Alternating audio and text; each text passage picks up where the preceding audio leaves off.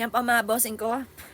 Pasensya na mga bossing ko, ako'y napaiyak. Pero gumaan yung kalooban ko mga bossing. Dahil wala naman ako ibang mapagkwentuhan. Wala akong ibang napagsasabihan. Wala akong, kung ano yung nararamdaman ko mga bossing, laging sa social media ko lang sinasabi. Dahil wala akong, halimbawa, yung lalabas ako kasama ko kaibigan ko, magkukwentuhan kami, or may pupunta sa akin kaibigan ko, mapagkwentuhan kami. Wala akong ganon mga bossing ko, kakwentuhan ko lang lagi yung anak ko. Kaya ngayon, masama loob ko, dito diretso ka agad ako kasi alam ko nandyan lang naman siya kahit di ko siya nakikita. Yung presensya niya, nandyan lang siya, nakikinig siya sa akin. Basta ako, tulungan mo ako. Patatagin mo kalooban ko kasi alam ko nandyan ka naman. Ganito na lang gagawin ko kasi wala akong iba na pagkukwentuhan. Yung anak ko pa namang bunso, 11 years old pa lang po yun. Panilaruan nga po yung gusto po niya. Pero mature na rin yung isip po niya. Minsan sinasabi niya sa akin, Mami, kaya nga ako ganyan, ganyan. Sabi ko, oo nga anak. Ayun.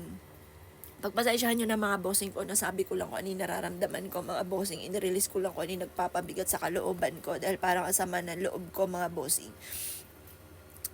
Ayun. Salamat po mga bossing ko sa panonood.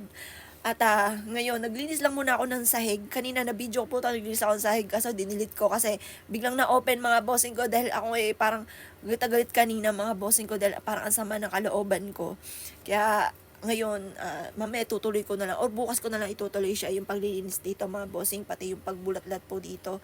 Yan, parang mag-a-arrange na rin po ako dito kasi parang basta-basta lang po yung linis dito Yan, yung mga maalikabok na rin, parang basta-basta na.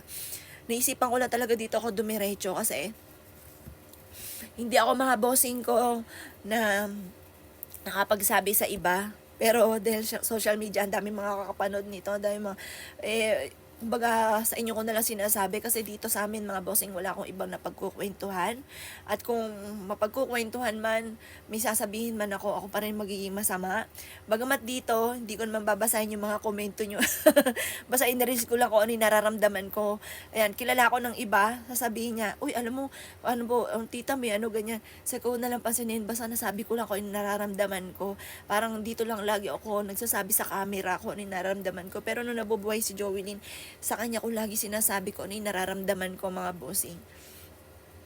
Pagpasensyaan nyo na mga bossing. Ayan, kung may mga katanungan pa kayo, sasagutin ko naman mga bossing ko. Kung ano man may mga negatibo, opinion nyo po yan. Wala, hindi ko naman kukontrahin din po yan. Hindi rin ako magagalit. Pero asahan nyo po pagka mga negative, hindi ko talaga binabasa, jump lang ng jump. Tapos pa yung mga tanong kagaya nung sa paano ako nagsimulang magnegosyo. Yun nga po, nasagot ko na kanina doon sa isa kong video. Kung ano nga po yung, kung saan ako nagsimula at kung ano yung hirap. Napakarami pang hirap mga bossing. Pero siyempre, kaya sabi ko nga po sa inyo, bawat tao may kanya-kanyang pagsubok, kanya-kanyang istorya lang tayo ng buhay. Ngayon po mga bossing, pinakamasakit nawala yung anak ko. Pakasakit.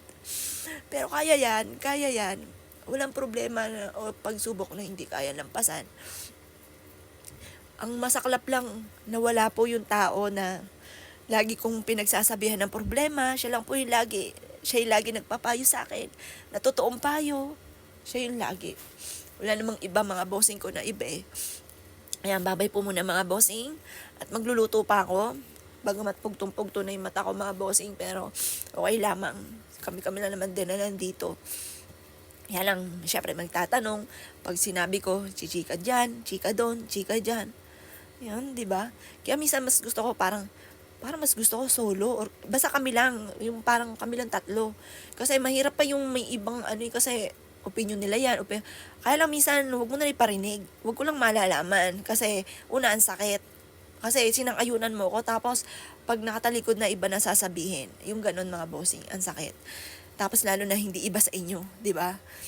Kaya yun, nasabi ko lang po sa inyo mga bossing ko ang aking nararamdaman, pagpasensyahan nyo na at naging emotional po ako.